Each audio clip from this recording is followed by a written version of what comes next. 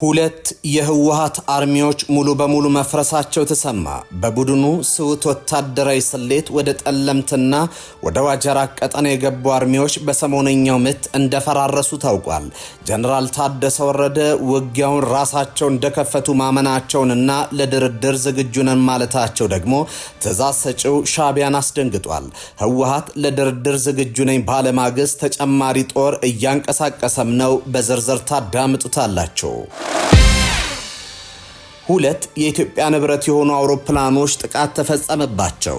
ጥቃቱ የሽብር ጥቃት ነው ተብሏል። በአየር ማረፊያ አቅራቢያው በተከፈተ ተኩስና በተፈጸመ የቦምብ ጥቃት ነው አውሮፕላኖቹ ጥቃት የደረሰባቸው። ትሰሙታላቸው። እነ ኮሎኔል ደመቀ ተቆጡ። ወደ አዲስ አበባ አስቸኳይ ጠንካራ መግለጫ ልከዋል። ከወልቃይት ወደ አዲስ አበባ የተላከው መልእክት ውሳኔውን አንቀበልም የሚል ሲሆን ከአዲስ አበባ የሚሰጠው ምላሽም እየተጠበቀ ነው። የምታዳምጡት ጉዳይ ነው። አያቶላህ አሊ ካሚኒ አስጠነቀቁ። በመካከለኛው ምስራቅ የሚገኘው ኃይሏን እያጠናከረች ካለችው አሜሪካ ጋር የተፋጠጡት የኢራኑ ጠቅላይ መሪ አያቶላህ አሊ ካሚኒ ዋሽንግተን ቴህራን ላይ የምትፈጽመው ማናቸውም ጥቃት ቀጠናዊ ጦርነት እንደሚያስነሳ አስጠንቅቀዋል። ጤና ይስጥልኝ። ይህ ኢትዮ ዴስክ ነው። የዕለቱን ዜናዎች ይዘን ቀርበናል። ቻናላችንን ላይክ፣ ሼር እና ሰብስክራይብ ታደርጉ ዘንድ በመጋበዝ ወደ ዝርዝር ጉዳዮቹ ተሻገርኩ።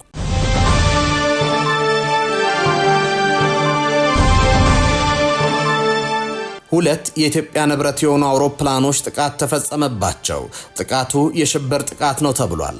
በአየር ማረፊያው አቅራቢያ በተከፈተ ተኩስና በተፈጸመ የቦምብ ጥቃት ነው አውሮፕላኖቹ ጥቃት የደረሰባቸው። የኢትዮጵያ አየር መንገድ አውሮፕላኖች መመታታቸውም ተሰምቷል። በዚህ ሳምንት ሮብ ዕለት ለሐሙስ አጥቢያ ምሽት ላይ በኒጀር ታጣቂዎች የሽብር ጥቃት መፈጸማቸው ይታወቃል። በዋና ከተማዋ ኒያሚ በሚገኘው ዓለም አቀፍ አየር ማረፊያ አቅራቢያ በተፈጸመ በዚህ ጥቃት ሁለት የኢትዮጵያ አየር መንገድ ንብረት የሆኑ አውሮፕላኖች መመታታቸው ተሰምቷል። በሚያሳዝንና በሚያሳፍር ሁኔታ ታጣቂዎቹ በወቅቱ ዋነኛ ኢላማቸው የነበረው ከአየር ማረፊያ አቅራቢያ የሚገኘው የአገሪቱ የአየር ኃይል ጦር ሰፈር እንደነበርም ተዘግቧል። ታጣቂዎቹ ወደ ስፍራው ያቀኑት በሞተር ሳይክል ላይ በመሆንና ከባድ መሳሪያዎችን፣ ተቀጣጣይ ቦምቦችን በመያዝ ነበር። በዚህ የተኩስ ልውውጥ መሃል ታጣቂዎቹ በአየር ኃይሉ ጦር ሰፈር የሚገኘውን ጦር መሳሪያ መጋዘን ከማቃጠላቸው በላይ ቁጥራቸው በውል ያልተገለጹ የጦር አውሮፕላኖችን ማውደማቸው ተዘግቧል።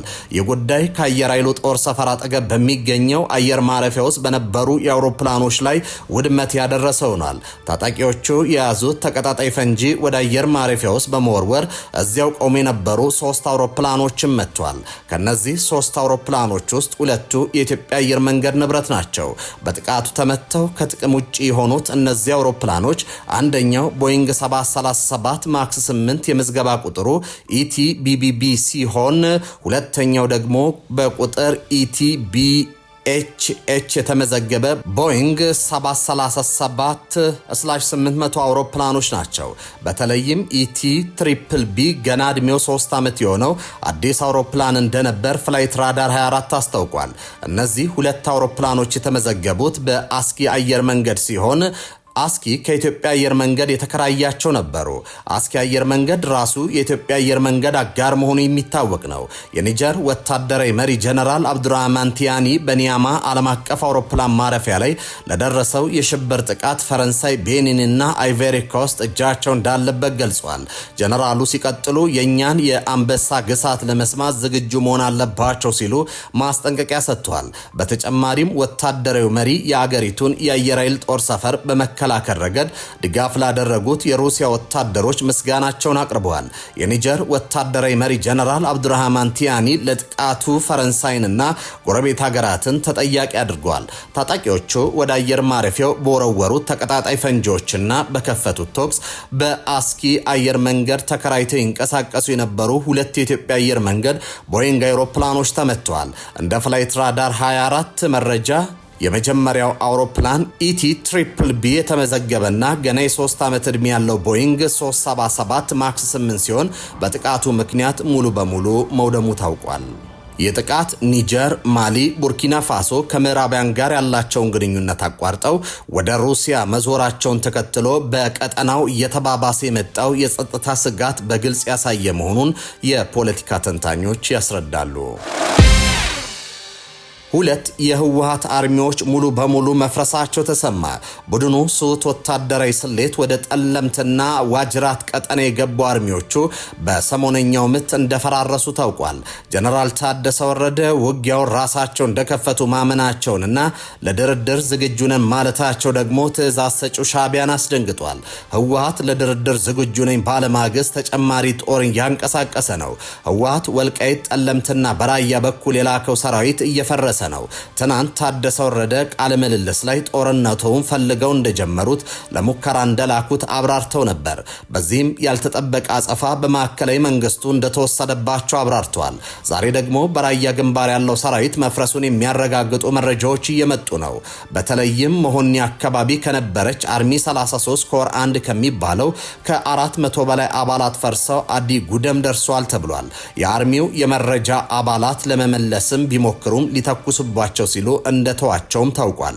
በተመሳሳይ አዲ አብሪ አካባቢ የነበረች የአርሚ 17 አባላትም እየፈረሱ መሆኑን ገልጿል። እርግጥ እነዚህ አካባቢ ሌላም መረጃ አለ። ይህ ቀጠና በሻዕቢያ ሰራዊት ተይዟል የሚል ጥቆማም ደርሷል። በአጠቃላይ ግምገማ የህወሓት ሰዎች ለሙከራ በሚል ኃይል እንዳንቀሳቀሱ ቢገልጹም በደረሳቸው አጸፋና በሰራዊት መሰላቸት ብሎም በትግራይ ህዝብ ደጀን አለመሆን ምክንያት ጦርነት ምርጫቸውን ለማድረግ እያሰቡ ይመስላል። ከሰሞኑ ለአፍሪካ ህብረት የተጻፈ ደብዳቤ የትናንቱ የወዲ ወረደ ቃለ ምልልስ የዛሬው አንድ ተቋሚ ፓርቲ መግለጫም የሚያሳየው ይህንኑ ነው። ወዲ ወረደ በቃለ መጠይቃቸው ከቀናት በፊት የተወሰነ ኃይላችን የሀገር መከላከያ ሰራዊት ወደሚገኝበት ጸለምቲ እንዲገባ አድርገናል።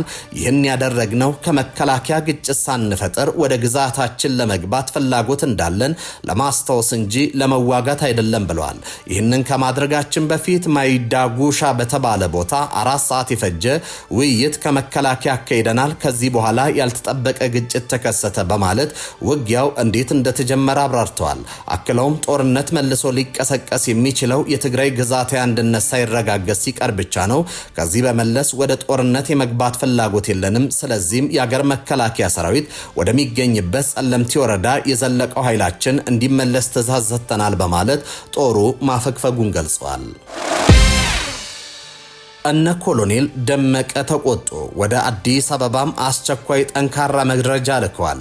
ከወልቃይት ወደ አዲስ አበባ የተላከው መልእክት ውሳኔውን አንቀበልም የሚል ሲሆን ከአዲስ አበባ የሚሰጠው ምላሽም እየተጠበቀ ነው። ጉዳዩን ከምርጫ ቦርድ ውሳኔ ጋር የተያያዘ ነው። የወልቃይት ጠገዴ አማራ ማንነት አስመላሽ ኮሚቴ የኢትዮጵያ ብሔራዊ ምርጫ ቦርድ በመጪው ግንቦት ወር ለሚያካሂደው 7ኛው ሀገር አቀፍ ምርጫ የወልቃይት ጠገዴ ሰቲት ሁመራ ዞንን በምዕራብ ትግራይ ምድብ ስር እንዲሆን የሰጠውን ውሳኔ አልቀበልም ሲል ውድቅ አድርጓል። ኮሚቴው የብሔራዊ ምርጫ ቦርዱን ውሳኔ ውድቅ ያደረገው አመሻሹን ባወጣው መግለጫ ሲሆን የኢትዮጵያ ብሔራዊ ምርጫ ቦርድ በመጪው ግንቦት 24 2018 ለማካሄድ ባቀደው አገራዊ ምርጫ የወልቃይት ጠገዴ ሰቲት ሁመራ ዞን በአማራ ክልል ስር እንዲመደብ በመግለጫው ጠይቋል። የወልቃይት ጠገዴ አማራ ማንነት አስመላሽ ኮሚቴ ህወሓት ከህግ አግባብና ከህዝብ ፍላጎት ውጪ ለ3 አስርት ዓመታት በጉልበት ወደ ትግራይ አካሎት የኖረው የወልቃይት ጠገዴ ህዝብ እኛ አማራንን እንጂ አማራን እንሁን አላልንም በሚል የትግል መሪ ቃል በ2008 ዓ.ም ለፌዴሬሽን ምክር ቤት የወሰን ማንነትና ጥያቄውን ከማስገባት ጀምሮ በተደረገው ትግል ህዝቡ ላለፉት 5 ዓመታት ነፃነቱን ማግኘቱን በመጥቀስ ምርጫ ቦርዱ ይህንን ከግምት በማስገባት ውሳኔውን በአስቸኳይ እንዲያስተካክል ጥሪ አቅርቧል። የወልቃይት ጠገዴ አማራ ማንነት አስመላሽ ኮሚቴ በመግለጫው አያይዞም በቀድሞ የፌዴሬሽን ምክር ቤት አፈ ጉባኤ በአቶ አደንፋራ የተመራ ልዑክ የወልቃይት ጠገዴን ህዝብና አካባቢውን በአካል ተገኝቶ ካደረገው የዳሰሳ ጥናት ሪፖርት ጀምሮ አሁን እስካለው አስተዳደር ድረስ ያለውን ነባራዊ ሁኔታ ከግምት ውስጥ ያላስገባ ውሳኔ ምርጫ ቦርዱ ማሳለፉንም ገልጿል። ኮሚቴው የወልቃይት ጠገዴ ሰቲት ሁመራ ዞን በመጪው አገር አቀፍ ምርጫ በአማራ ክልል ስር እንዲመደብ በማሳሰብ ብሔራዊ ምርጫ ቦርድ ያስተላለፈው ያስተላለፈውን ውሳኔ መልሶ በማጤን የማስተካከያ እርምጃ እንዲወስድ በመግለጫው ጠይቋል። የወልቃይት ጠገዴ አማራ ማንነት አስመላሽ ኮሚቴ የህዝቡ ማንነት እንዲከበርና ታሪካዊ ወሰኑ እውቅና እንዲሰጠው በጠየቀው መግለጫ በመጪው አገራዊ ምርጫ በአማራ ክልል በወልቃይት ጠገዴ ሰቲት ሁመራ ዞን ሲከናወን በሰላም እንዲጠናቀቅ የበኩሉን ድርሻ እንደሚወጣ አያይዞ ገልጿል። በመካከለኛው ምስራቅ የሚገኘው ኃይሏን እያጠናከረች ካለችው አሜሪካ ጋር የተፋጠጡት የኢራኑ ጠቅላይ መሪ አያቶላ አሊ ሀሚኒ ዋሽንግተን ቴህራን ላይ የምትፈጸመውን ማናቸውም ጥቃት ቀጠናዊ ጦርነት እንደሚያስነሳ አስጠነቀቁ። ሀሚኒ አሜሪካኖቹ ጦርነት ከጀመሩ በዚህ ጊዜ ቀጠናዊ ጦርነት እንደሚሆን ማወቅ አለባቸው ሲሉ መናገራቸውን ከአገሪቱ መንግስት ጋር ግንኙነት ያለው ታስኒም የዜና ወኪል ዘግቧል። የአሜሪካ ፕሬዝዳንት ዶናልድ ትራምፕ ኢራን ቁም ነገር ያለው ውይይት ላይ እንደሆነችና ይህ ውይይት ተቀባይነት ያለው ውጤት እንደሚደርስ ተስፋ ማድረጋቸውን ገልጿል። የኢራን የውጭ ጉዳይ ሚኒስትር አባስ አግራቺ በበኩላቸው በቴህራን የኒውክሌር መርሃ ግብር ላይ ስምምነት ላይ መድረስ እንደምንችል እርግጠኛ ነኝ ሲሉ ለሲኤንኤን ተናግሯል። ፕሬዝዳንት ትራምፕ የኢራንን የኒውክሌር የማበልጸግ ፍላጎትና ጸረ መንግስት ተቋሚዎች ላይ በወሰደችው በሺዎች የሚቆጠር ሰዎችን የገደለ እርምጃ ምክንያት በማድረግ ጣልቃ እንደሚገቡም ዝተዋል። የኢራን የውጭ ጉዳይ ሚኒስትር አግራቺ እንዳለመታደል ሆኖ አሜሪካን እንደ ተደራዳሪ አጋር ለማየት ያለን እምነት አተናል ብሏል። ሆኖም በቀጠናው ባሉ ወዳጅ ሀገራት በኩል የሚደረገው የመልእክት ልውውጥ ከዋሽንግተን ጋር ፍሬያማ ንግግር እንዲኖር እያመቻቸ መሆኑን አክሏል። የኢራን ከፍተኛ የደህንነት ባለስልጣናት አሊ ላራጃኒ የድርድር ማዕቀፍ የማዘጋጀት ሂደት ለውጥ እየታየበት እንደሆነ ገልጸው ነበር። በቀጠናው የሚገኘው ኃይሏን እያጠናከረች ያለችው አሜሪካ ዩኤስኤስ አብርሃም ሊንከን የተሰኘውን የአውሮፕላን ተሸካሚ መርከብ ወደ አካባቢው ልካለች። ባለፈው ሳምንት ደግሞ የአሜሪካ ማዕከላዊ ዕዝ በአረቢያን ባህር ላይ እየተንቀሳቀሰ መሆኑን አስታውቋል። የኢራኑ ጠቅላይ መሪ ሀሚኒ ትራምፕ በየጊዜው መርከቦችን አመጣሉ ይላል። የኢራን ህዝብ እነዚህን ነገሮች አይፈራም ብለዋል። ኢራን ከዓለም ወሳኝ የመርከብ መተላለፊያዎች አንዱ በሆነው ሆርሙዝ ወሽመጥ ላይ ከእሁድ ዕለት አንስቶ ለ2 ቀናት የሚቆይና ተኩስን የሚያካትት የባህር ላይ ልምምድ ማድረግ እንደምትጀምር ሲጠበቅ ነበር። ይሁን እንጂ የዜና ወኪሉ ሮይተርስ ያነጋገራቸውን አንድ የኢራን ባለስልጣን የኢራን አብዮታዊ ዘብ የባህር ኃይል እንዲህ አይነት ልምምድ የማድረግ እቅድ እንደሌለው መግለጻቸውን እሁድ ዕለት ዘግቧል። የዓለም ገበያ ላይ ከሚቀርበው ነዳጅ ውስጥ 1/5 የሚሆነው የሚተላለፈው ኢራን በምትቆጣጠረው የሆርሙዝ ወሽመጥ በኩል ነው። ቴህራን ከዚህ ቀደም ጥቃት የሚሰነዘርባት ከሆነ ወሽመጡን እንደምትዘጋ ስትዝት ነበር።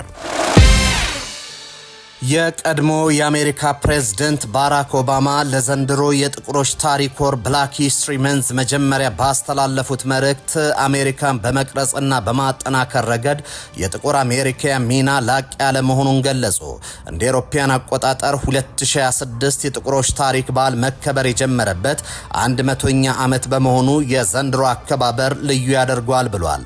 ፕሬዝዳንት ኦባማ ባስተላለፉት መልእክት ይህ ወር አሜሪካን በመሰረታዊነት ለተቀረ ለተፈታተኑትና ውሎም አድሮም ላጠናከሩት ጥቁር ወገኖች ሁሉ እውቅና የሚሰጥበት ጊዜ እንደሆነ ገልጿል።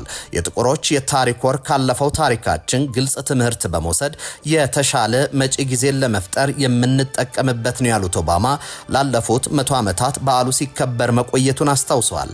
አክለውም ከኛ በፊት የነበሩ መሪዎች መስዋዕትነትን እናክብር፣ የጀመሩትን ስራ ለማስቀጠር ራሳችንን በድጋሚ እንጭ በማለት ጥሪ አቅርበዋል። የዘንድሮው የጥቁሮች ታሪክ ወር የጥቁሮች ታሪክ መታሰቢያ ክፍለ ዘመን ኤሴንቸሪ ብላክ ሂስትሪ ኮሜሞሬሽንስ በሚል ቃል የሚከበር ሲሆን በዓሉ ረዥም የታሪክ ጉዞን አሳልፏል።